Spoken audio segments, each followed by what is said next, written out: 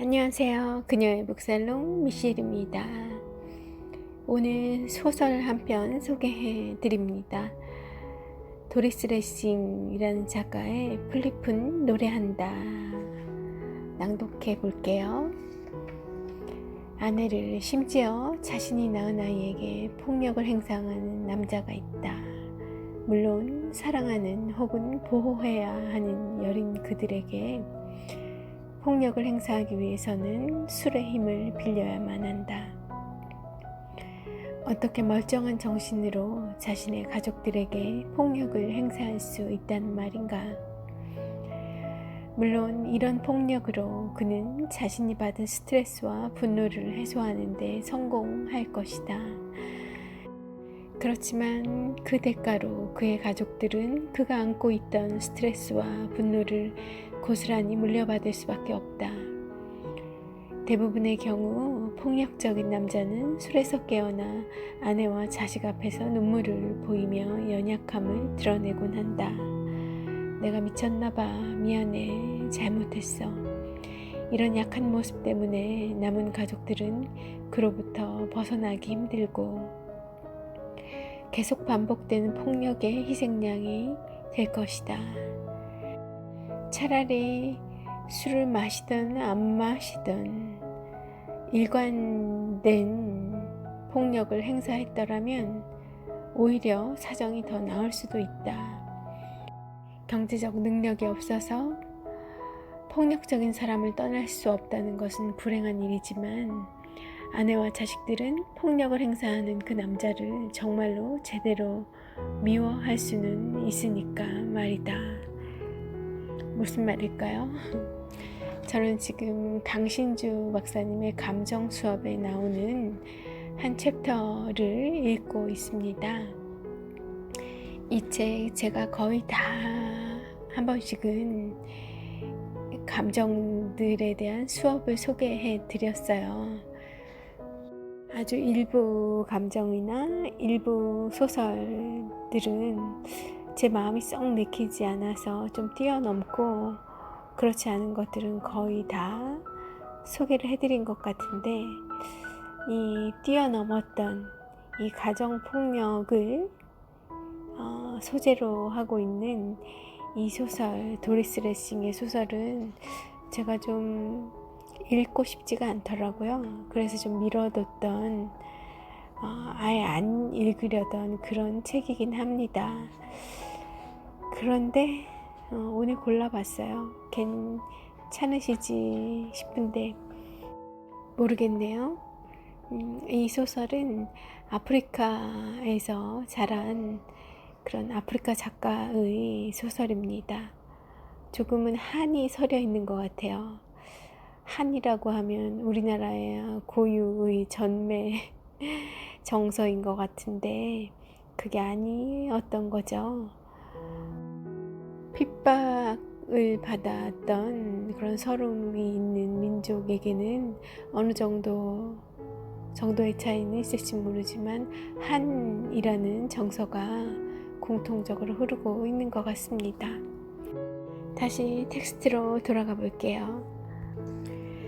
가족 폭력의 메커니즘은 자식들에게 치명적인 트라우마, 평생 동안 해소하기 불가능한 깊은 상처를 남기게 된다. 특히 딸인 경우에는 그 트라우마가 더 심각한 흔적을 남기기 마련이다.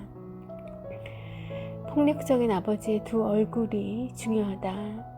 술에 취해 마치 자신을 벌레라도 되는 것처럼 함부로 돼 있던 아버지와 술에 깨서 자책하는 가련한 아버지. 전자가 악마라면 후자는 천사로 각인된다. 바로 이것이 딸에게는 아무리 성숙했을지라도, 성숙한 후에라도 집요하게 따라다니는 트라우마의 실체다. 자신을 아끼는 천사라고 받아들여도 악마가 따라오니 그녀에게 어떻게 제대로 된 애인이 생길 수 있겠는가? 그녀에게 천사와 같은 애인은 항상 악마와 같은 폭력성을 아우라로 숨기고 있을 테니까 말이다. 어쩌면 그런 악마성 때문에 애인의 보잘것없는 친절이 천사처럼 보였던 것일 수도 있다.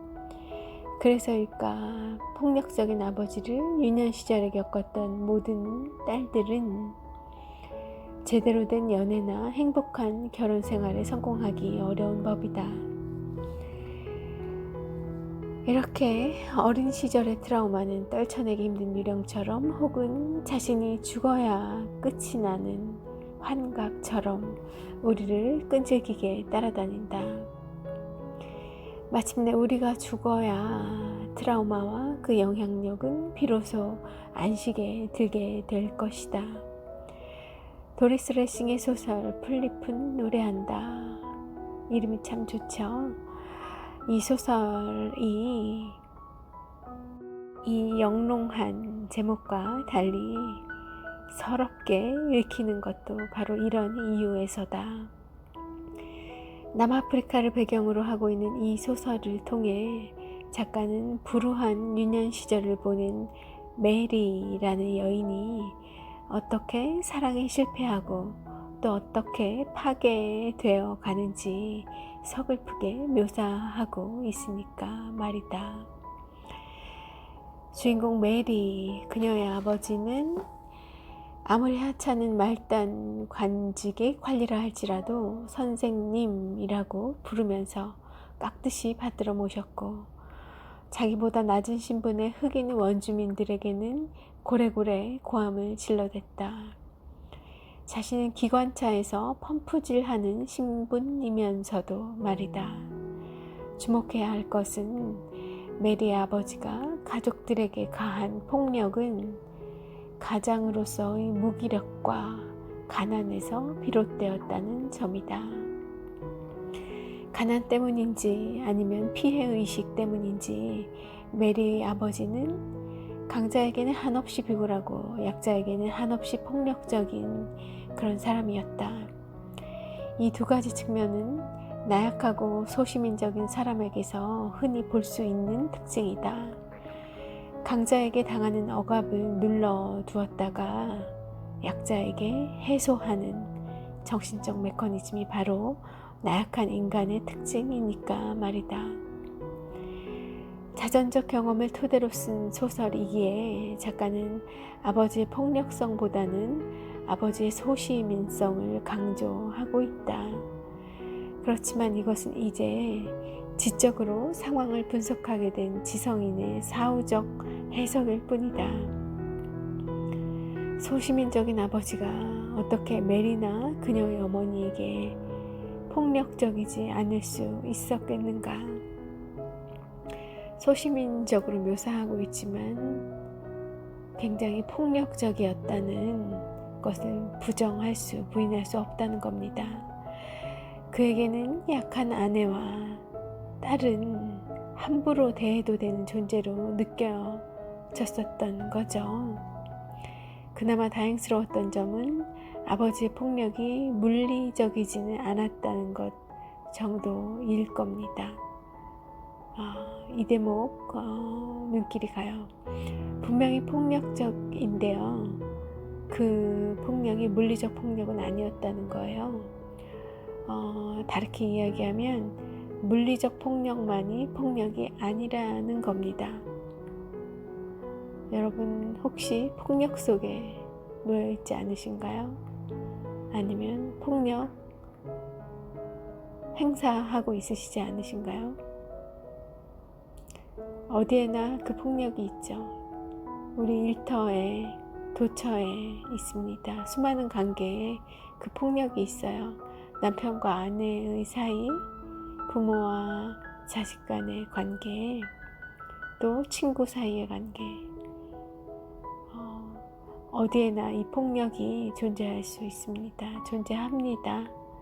물리적인 폭력만이 폭력인 것은 아니에요. 절대. 메리가 10대 후반에 가족을 떠나서 홀로 도시 생활을 시작하게 된 것도 아버지의 무기력과 소시민성이 싫어서였고, 자신도 어머니처럼 그런 아버지의 무기력과 가난에 순응하는 삶을 살까봐 두려워서였어요. 이미 가장 가까운 가족에게서조차 사랑받지 못하고 자란 그녀가 선택한 것은 타자, 속기, 그리고 부기에 집중하는 삶이었습니다. 타자, 속기, 부기. 이 기술이 있었다고 하면 당시에 잘 살아낼 수 있었죠. 결혼은 언감생심이었어요. 메리는 부모의 결혼 생활을 통해 이미 가정을 꾸린다는 것에 대해 환멸을 느끼고 있었기 때문입니다. 아버지와 어머니와 관련된 그들로부터 받은 자신의 상처를 완전히 극복하지 못한다면 결혼해서도 그녀는 행복할 리 없었죠. 그런데 주변 사람들은 30살이 넘도록 애인 하나 없는 노처녀 메리에게 앞에서는 친절했지만 뒤에서는 험담을 하기 시작합니다. 이런 헐뜯는 말들에 더 이상 상처받지 않기 위하여 메리는 어떤 결정을 하였을까요? 네, 변변찮은 농장을 운영하고 있는 리처드라는 한 남자와 결혼하여 그의 농장의 안주인으로 들어가는 선택을 하고 맙니다. 애정 결핍을 겪고 있었기에 메리는 남의 험담을 견뎌내지 못했던 거죠. 그리고 너무나 그 험담을 피해 남의 눈들, 이야기들을 벗어나기 위해 너무나 성급하게 결혼을 결정하고 말아요. 이미 늦어서 35이 넘었는데 무엇이 그렇게 급하다고 그 결정을 그리 서둘렀을까요? 자, 소설 속 문장 좀 읽어볼게요. 리처드는 자신이 지금까지 살아온 이야기를 계속해서 들려주었다. 그리고 이야기를 듣는 동안 메리는 자신이 보기에는 가슴 아프고 쓰라리게 여겨지는 그 경험들을 리처드 본인은 고난을 딛고 일어선 성공담처럼 스스럼 없이 이야기하고 있다는 사실을 깨달았으며 자신이 지금 앉아있는 곳은 이 집이 아니고 동시에 자신이 함께 있는 사람은 남편이 아니라는 생각이 서서히 들기 시작했다. 메리는 자신이 옛날로 돌아가서 어머니와 함께 앉아있으며 그 어머니가 살림을 꾸려나가기 위해 발버둥 치는 모습을 지켜보고 있는 것만 같았다. 그러다가 마침내는 더 이상 참을 수가 없어서 자리를 박차고 일어섰다. 메리의 아버지가 마치 무덤 속에서 농간이라도 부려 지금 자기 딸이 옛날 그녀의 어머니처럼 비참한 생활을 하도록 손을 쓰고 있는 것과도 같은 생각이 불현듯 메리를 스치고 지나갔기 때문이다. 네, 이렇게 비극은 마침내 시작된 것이죠. 농장에 도착한 메리는 암울한 현실을 직감했습니다. 메리에게 리처드는 제2의 아버지였고 자신은 제2의 어머니로서 본인의 또 다른 본인의 어머니와 같은 그 삶을 시작하게 되었다는 어두운 비전을 깨닫게 된 겁니다. 안타까워요. 너무나 안타까워요. 그죠? 시작하자마자 깨닫게 된 거예요. 그때 다시 그만두었어야 했을 텐데 말입니다. 자, 이야기는 흘러갑니다. 농장 생활이 시작되자마자 메리가 리처드에게 반감을 갖게 된 것은 자연스러운 귀결이었어요. 리처드의 나약함과 소시민성이 언젠가는 자신의 삶에 견디기 힘든 삶의 무게와 우울함을 가져다 주리라는 것을 예감했기 때문입니다. 어쩌면 메리가 결혼 전에 리처드를 매력적인 사람으로 본 것은 그의 소시민성을 친절로 오해했기 때문인지도 몰라요.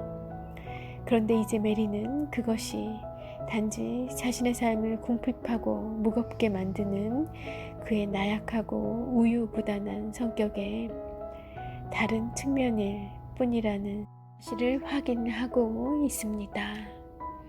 아버지가 남겨준 삶의 칙칙함을 피하려고 홀로 생활하다가 끝내는 그 아버지와 같은 사람, 꼭 같은 사람, 자신을 엄청난 삶의 무게로 짓누르게 될 제2의 아버지를 만나게 된 것이죠. 그러니 어떻게 그녀가 리처드에게 반감이 없을 수 있겠는가요? 누군가와 함께 있을 때 슬픔을 느낀다면 우리는 그 사람을 미워하게 되죠. 그 사람은 나의 삶을 우울하고 무겁게 만들기 때문에 미워하게 된다고 해요. 우리가 인식하든 아니든 말입니다. 이 경우 내가 느끼는 그 슬픔과 미움, 필연적인 것이라 하고요.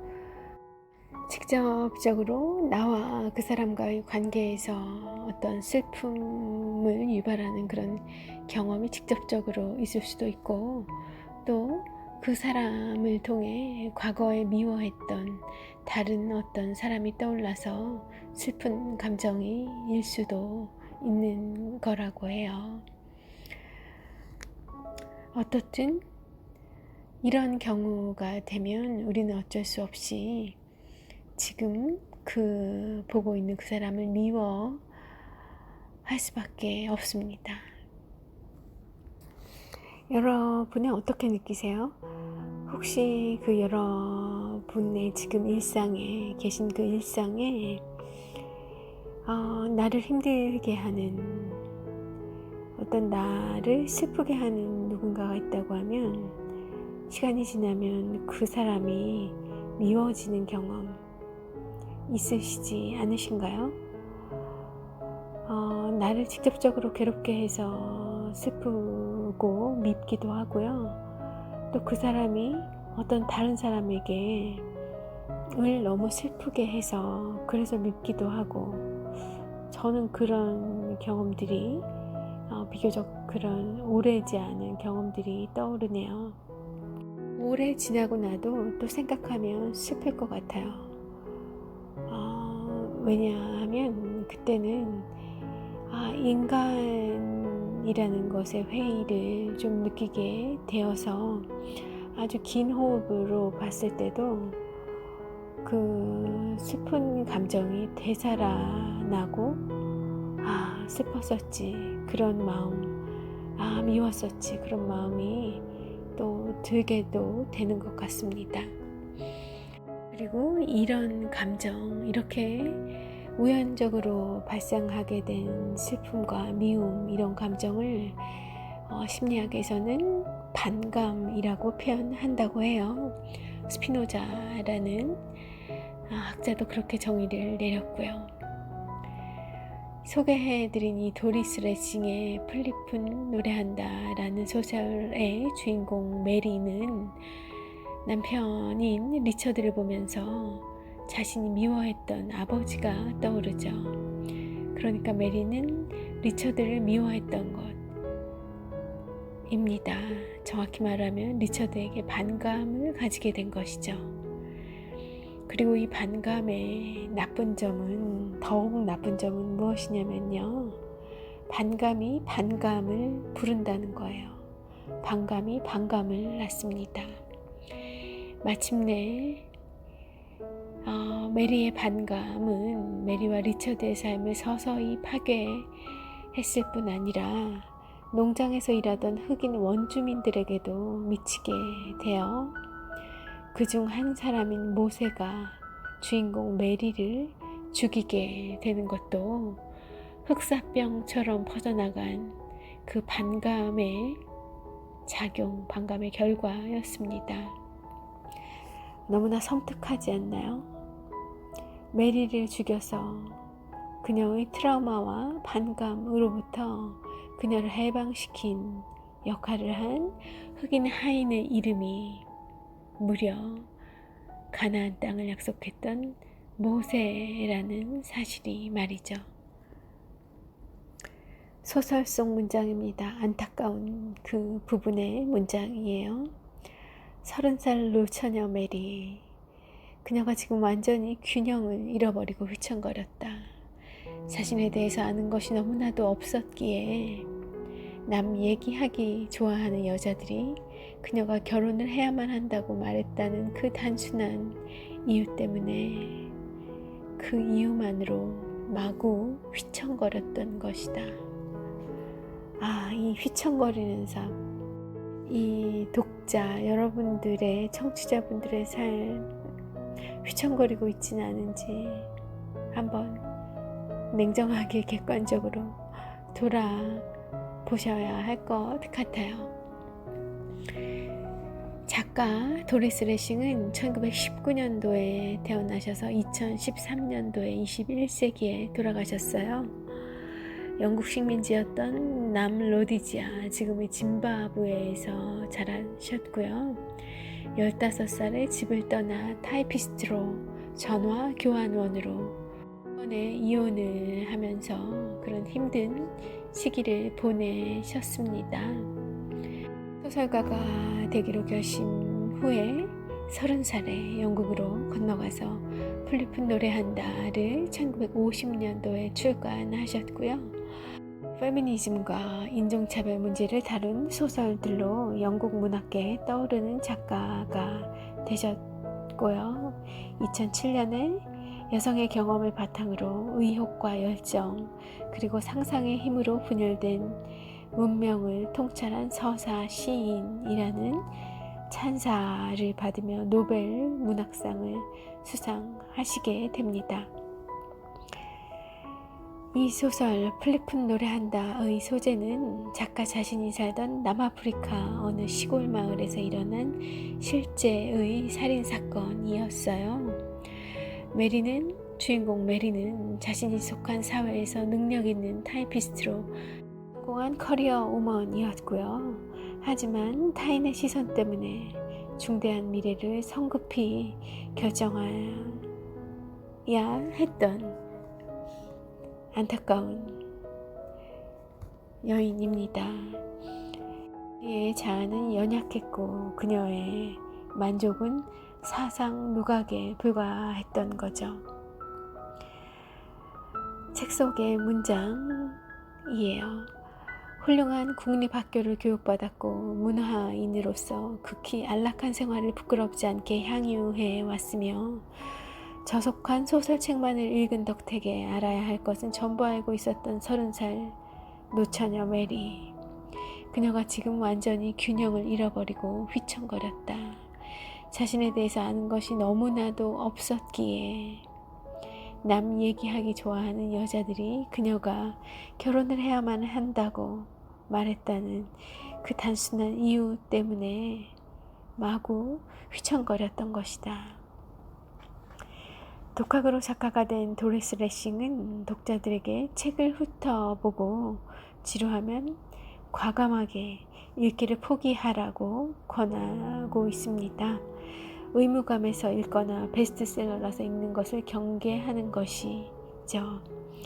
20대 혹은 30대 때 읽히지 않았던 소설일지라도 40살 혹은 50살이 되어서 다시 펼치게 되면 그땐 그 작품이 내게 전혀 새로운 세계로 다가올 수 있기 때문이라 하세요. 저도 그녀의 독법에 공감하고 추천을 드릴게요. 한번 훑어보고 지루하면 과감하게 읽기를 포기하고 연기하라고 그렇게 미루고 싶습니다. 네, 오늘 짧게 도리스 레싱의 소설 플리푼 노래한다를 소개해 드렸어요. 내 인생을 좌지우지하고 있는 그런 트라우마 속에 아직 놓여 있는 거 아닌지 생각해 보시는 그런 금요일 짧은 시간 내실 수 있었으면 합니다. 오늘 불금 되세요. 저는 오늘 독서 모임이 있어서 퇴근 후에 모임이 있어서 저녁 낭송이 좀 어려울 것 같아서 아침에 낭송하고 그리고 등록하고 출근하려고 합니다. 좋은 하루 되시고요. 미셸은 내일 또 좋은 기운을 담아서 오겠습니다. 함께 해주셔서 감사합니다.